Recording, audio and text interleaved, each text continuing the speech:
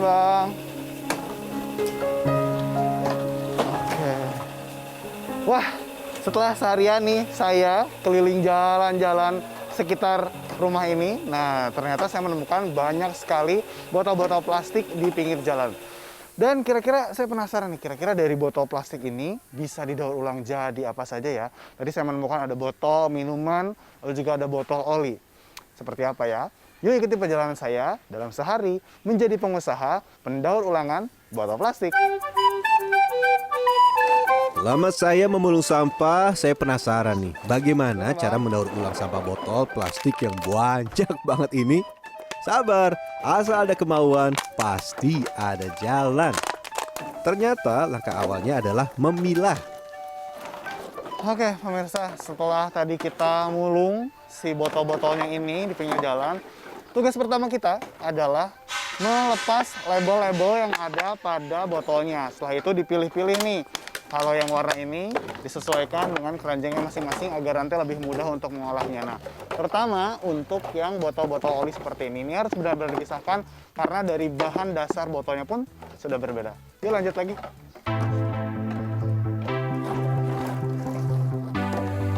Pilih-pilih, dipilih. Melelahkan juga ya ternyata. Tapi nggak boleh tercampur nih, agar setelah digiling cacahannya mudah untuk digunakan kembali sesuai dengan keperluan. Saatnya kita menggiling botol yang sudah dipilah tadi. Baik botol oli maupun botol kemasan minuman, proses penggilingannya sama saja. Yuk mari. Proses penyaringan dilakukan dalam 3 tahap. Tahap pertama disaring langsung dari mesin, kedua disaring dalam jerigen, terakhir disaring dalam bak air hingga cincin tutup botol mengapung semua. Dalam sehari mesin bisa menggiling botol plastik hingga 3 ton. Bayangkan nih betapa banyaknya sampah botol plastik yang manusia gunakan setiap hari. Wah.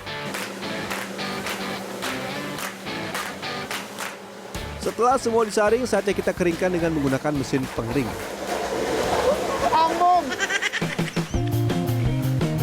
Kerennya, ini cuma butuh waktu 3 menit loh. Air keluar, cacahannya kering deh. Lihat nih, mirip hujan salju kan? Cacahan plastik ini agak tajam, khawatir melukai tangan. Oh iya, Muhammad Badawi sudah 21 tahun menjalankan pabrik. Ia memutuskan banting setir setelah sempat bekerja sebagai auditor bank asing.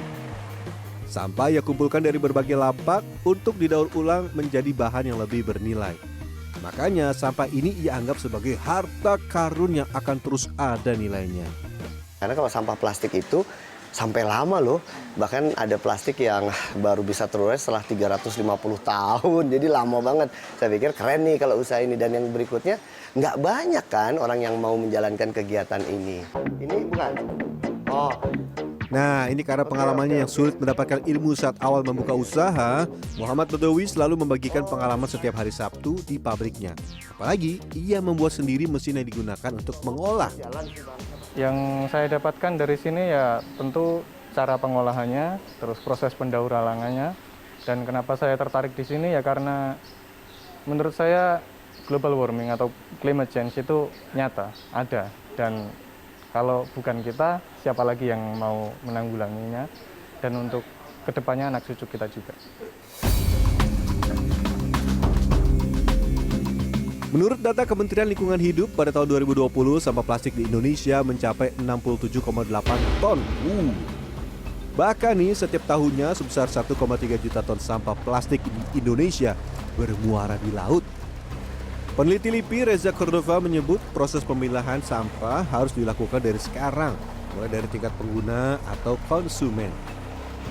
Jadi sebenarnya tidak dimulai dari industri plastik dari daur ulangnya, tapi pertama harus dimulai dari penggunanya, dari user, mulai dari masyarakatnya. Kita harus bisa memilah si plastik tersebut, gitu. Misalnya contohnya kita memilah mana botol plastik, kemudian mana plastik sachet, mana plastik styrofoam, mana plastik jenis plastik yang lain, itu harus dipisah satu sama lain dan itu tidak boleh bercampur. Tetapi memang kita balik lagi, jenis plastik apa yang bisa didaur ulang? Karena belum tentu semua jenis plastik itu bisa didaur ulang. 90% dari plastik yang didaur ulang secara global itu adalah jenis PET yang digunakan untuk botol air mineral. Itu yang paling tinggi.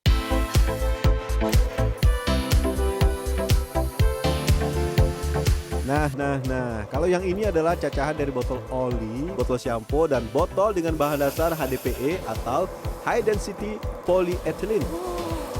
Biasanya ini akan cetak menjadi bahan tempat sapu. Keren kan?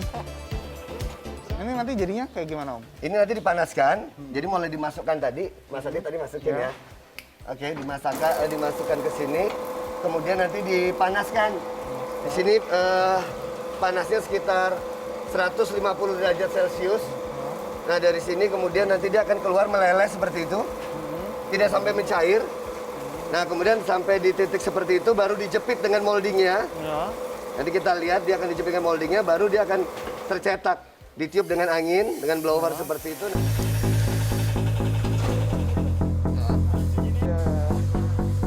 Jangan lupa pakai sarung tangan dan siapkan pisau tajam untuk membentuk tempat ijuk sapu tadi.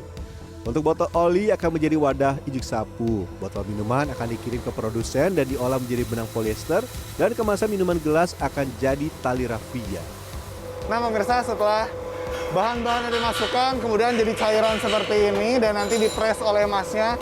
Ini nih, gagang sapu yang akan kita cetak jadi seperti ini. Ternyata perlu teknik khusus nih untuk memotong seperti ini. Saya akan coba ya. Tadi udah latihan dulu. Nih. Kayak gini. Terus kita tahan di dada. Dorong seperti ini. Ini harus sekali straight. Straight. Masih.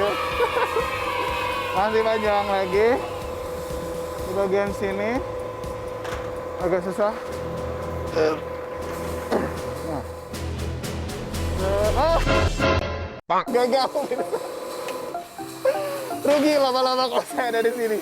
Nah, ini memang nanti akan di quality control lagi mana produk yang sudah siap untuk dijual, mana yang gagal seperti ini. Satunya dijual sekitar 800 sampai dengan 1.000 rupiah. Nah, ternyata tidak mudah menjadi pengusaha pendaur ulang sampah plastik yang ternyata banyak sekali di Indonesia. Nah, bagaimana? Apakah Anda ingin? Aditya Aksani, Indra Hadi, Bekasi. Kita lanjut ya. Gagal.